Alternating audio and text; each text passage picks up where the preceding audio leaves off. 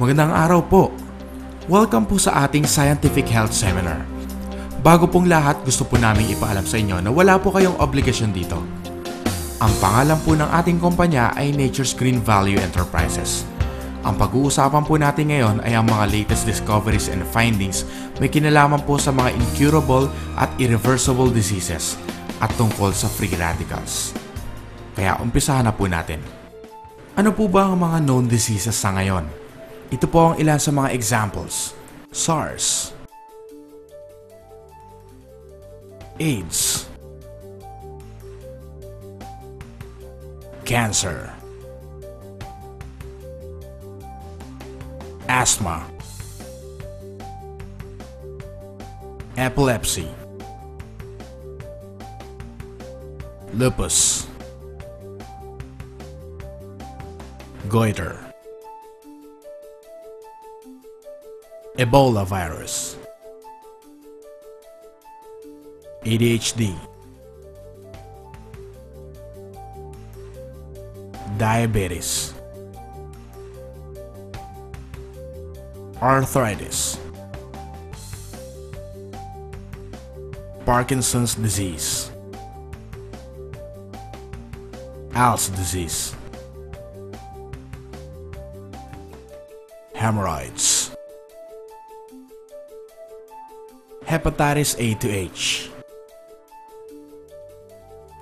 tuberculosis, heart disease, sudden infant death syndrome, sudden unexpected death syndrome, chronic fatigue syndrome, Chinese restaurant syndrome, sudden wealth syndrome, meningococcemia, dengue, and Kawasaki virus. Kapag tayo po ay nagpupunta sa ating mga doktor, ang inirereseta po sa atin ay antibiotics. Now, bakit po antibiotics? Dahil pinapatay po nila ang germs sa loob po ng ating katawan. Ito po ay nakabase sa germ theory. Ano po ba ang germ theory? Ito po ang paniniwala na 100% of all diseases ay said to be caused by germs. Ang mga example po ng germs ay bacteria, virus, fungus, at parasite. Para malaman po natin na ang sakit ay galing sa germs, kailangan po ito ay maging contagious, transferable, at communicable. Ayon po sa latest scientific research, 10% lang po ng lahat ng sakit ang galing sa germs at 90% naman po ang galing sa free radicals. Ngunit mas bagong research po ay 100% na po ng lahat ng sakit ay galing sa free radicals. Ano po ba ang free radicals? Ito po ang scientific meaning. Sila po ang mga extremely reactive and unstable chemical species having unpaired electron that reacts with body molecules.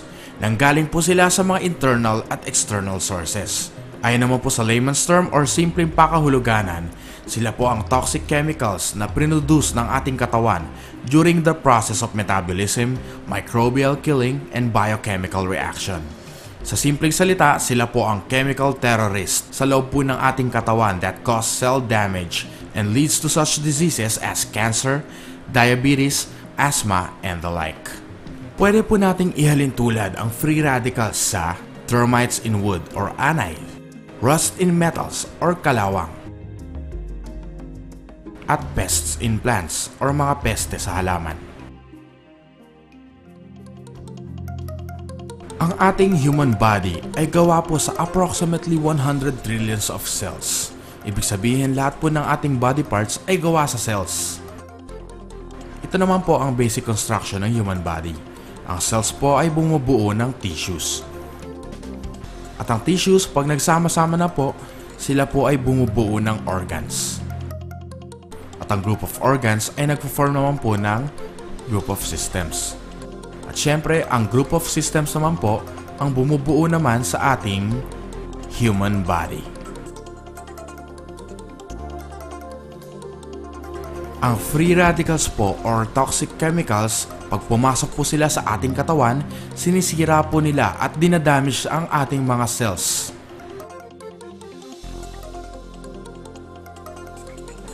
Kapag nangyari po ito, ano po ang pwedeng maging kinalabasan? Siyempre, ang cells, magpo-form naman po ng mga damaged na tissues. Siyempre, ang mga damaged tissues, pag nagsama-sama, magpo-form naman sila ng mga damaged organs.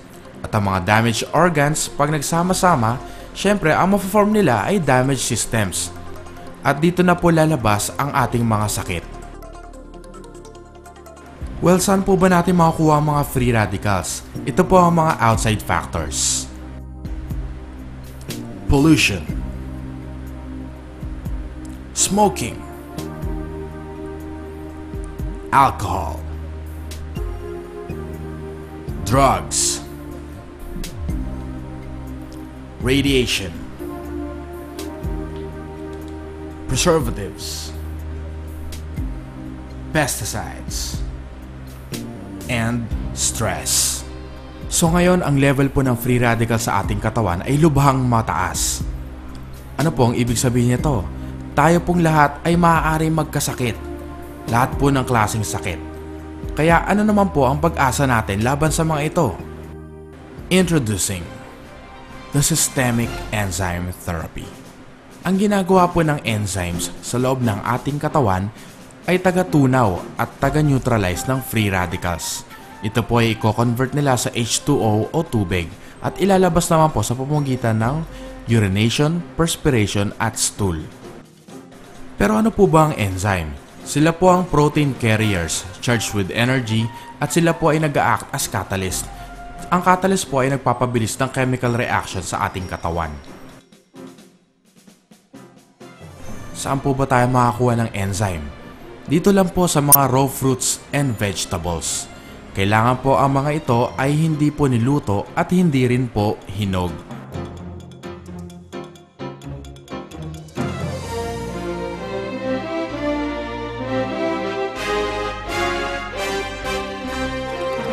Nadiskubre po namin ang enzyme sa green papaya. Ang tawag po dito ay papain. Tinatawag din po itong magic enzyme dahil nakakagaling po ito ng mga unknown diseases. Ang pineapple naman po ay meron naman pong bromelain.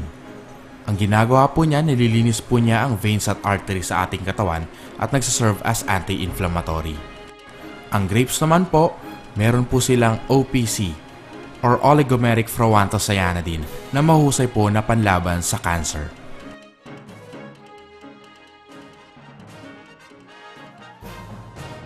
Ipinakikilala po namin sa inyo ang Bioenzyme Plus.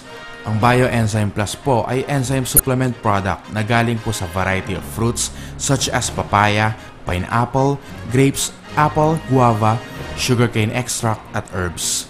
Ito po ay free radical scavenger, immunomodulator, nag-nourish po ng ating katawan, kinokompleto ang food digestion at binabalance ang ating human body. Ito po ay all natural, dose dependent at may priority management. Ito po ay finormulate at dinevelop ng isang Filipino herbologist, phytotherapist, environmentalist, researcher, inventor, bio-naturopathy educator, systemic enzyme therapist, at doctor of humanities.